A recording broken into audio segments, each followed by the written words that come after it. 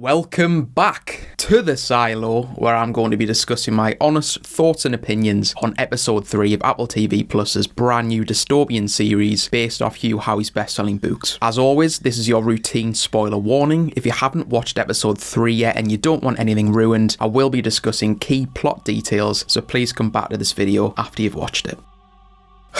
Wow. I feel like I need another lie down after watching this episode. But no, I'm on the grind. I'm going to make this video for all you guys. Episode 3 did not slow down whatsoever. The first 2 episodes very clearly set a frantic pace to the plot. We were just dropped in the middle of things as the world was cleverly built around us as an audience. And I must admit, I was anticipating the breaks to be somewhat put on during this episode to maybe build some side characters or introduce us to some people who hadn't had much screen time yet. And while a small portion of this prediction is correct, Jesus Christ, they did not put the foot down on the accelerator here. The opening scene is a direct continuation from the ending of episode 2, where Juliet is hanging from the bottom of a rope, suspended above water, before giving in to her fear and scuttling back up the rope towards the platform again. I love the fact that there's direct continuity on display here. I was expecting maybe some padding in this episode, or maybe a lot of airtime being spent away from Julia, but I was absolutely wrong. We delve really deep into her character at times, and I'm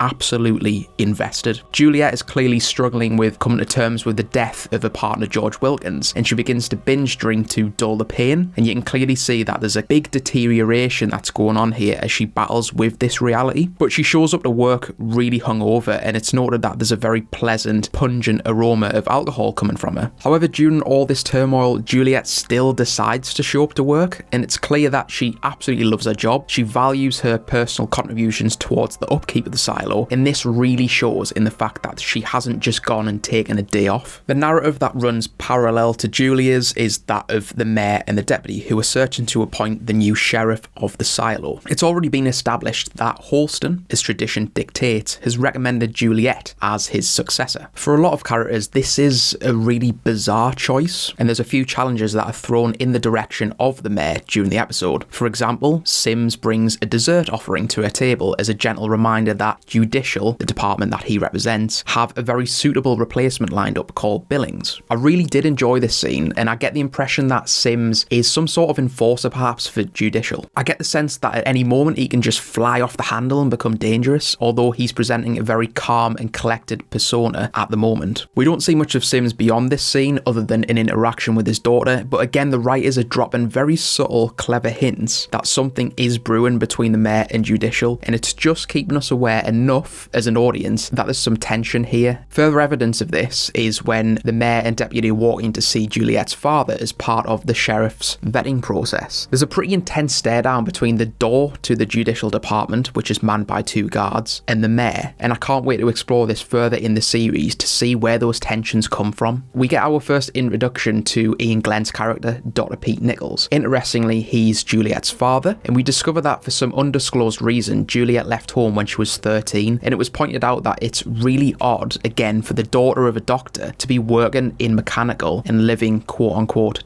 down low. This was an interesting conclusion. It's our first real insight into the class system that's been created in the silo and reproduced throughout the generations. The further down the silo you go, the more working class you are, the more manual your occupation is, and you're generally perceived as being rough around the edges. When the deputy is questioning Juliet's character for the sheriff post, Dr. Nichols speaks about how Juliet, at a very young age, showed huge interest in fixing things. I think this has always been Juliet's vice that allows her to have some control over her life. We don't discover what, but something big has happened in her childhood which has bled over into adulthood and is explaining why she's chosen a career fixing things rather than pursuing a higher class job. A bit of a cool moment for me was when Dr. Nichols said that he hasn't seen his daughter in years because it's a long walk from here down to mechanical and he wouldn't be able to get back to his office on his day off because he needs his rest. I mean, how warped is your reality if walking down to the bottom of a cylinder is classed as a long way? And it's really interesting to understand what his perception is of distance. But the meat and potatoes of this episode are spent down the bottom levels, following a very intense day in the life of what it's like to work in the mechanical department. After some initial reluctance from Juliet to accept the position of sheriff, she does under one condition: that she can fix the generator. This is really important to Juliet. She talks about the generator using pronouns. For example, she's not very well, I need to take care of her. Again, this emotional connection links back to the mysterious reason why Juliet feels a need to fix things. We've learned in previous episodes that the generator is the beating heart of the silo. It's what keeps the lights on and powers it from top to bottom. But there's a major flaw with one of the rotary blades, which is suggested to have occurred about 30 years ago and has incrementally got worse. The scenario we're given is, if the generator isn't fixed, the silo could potentially be left without power in total darkness forever. Mechanical will have to fix this problem, but in doing so, they could blow up the generator, causing lots of deaths and still being in total darkness forever. I mean, what a conundrum that they found themselves in, but oh my days did this make for an exciting episode. The final 30 minutes show the whole mechanical department displaying unbelievable coordinated teamwork to refurbish the generator blades. Juliet nearly drowns herself cooling down the core just to buy Cooper some more time to hold up his end. The score is really intense at times as well, and it kept me on the edge of my seat. Ultimately, I knew that they were going to fix it. I mean, it's episode 3. Are they going to spend the rest of the series in total darkness? I doubt it, but I didn't care. I wanted them to succeed, and when they did, I was still relieved. If you think about it objectively, all we're doing here really is we're watching a set of workers twist a few spanners and operate some pulley systems whilst getting oil all over them, and I absolutely loved it. It makes me want to round up my toolkit, throw on my overalls, put a head torch on, go outside, open the bonnet of my car and pour in some more washer fluid. But during the blackout, we saw the development of a relationship as well between the mayor and the deputy. She's an older woman who is looking forward to retirement, and she wants to just settle down and live out the rest of her days in happiness. But towards the end of the episode, Juliet turns over the sheriff badge that Holston gave her, to which she sees the words truth etched into the back of it. Her reasons for taking the job are to achieve that higher mission, to find out what the silo is and what is the outside world. Absolutely brilliant. The end of the episode was brutal as well. The mayor asks the deputy to choose a bottle of wine to take back to her room as she goes to the toilet in her office. I did know by the choice of dialogue though that something was up here, and I was just waiting for it to happen. There's a weird noise coming from the toilet, and when the deputy bursts the door open, the mayor's left lying there, bleeding out. It's really intense stuff, and I wonder if it's got something to do with her decision to appoint Juliet as the sheriff. It could potentially even be an assassination attempt from Judicial, but I guess we'll have to find out. Overall, I really enjoyed this episode, and I must say that Rebecca Ferguson's acting was phenomenal. When you've got the budget that Apple has, this is the result that you get from your cast. The world building again was fantastic, and it's continuing to make me care about what happens to this community. Mechanical is definitely my favourite department so far, but that's subject to change depending on what Judicial bring to the table in later episodes. There was one inconsistency that I identified though. So Mechanical seemed to have just abandoned using sign language, which they used in the first episode. Now you could argue that the generator wasn't on for long, so they didn't need to, but there were moments when the generator was running at full power, but they just proceeded to shout at each other. Well, never mind. But those are just my thoughts and opinions on episode 3 of Silo. Please leave a comment on what you thought of this week's installment, and subscribe to the channel to stay updated with all of our videos. As always, I've been your host Hugh from Unleash the Ghouls, and I'll see you underground next week for episode 4 of Silo.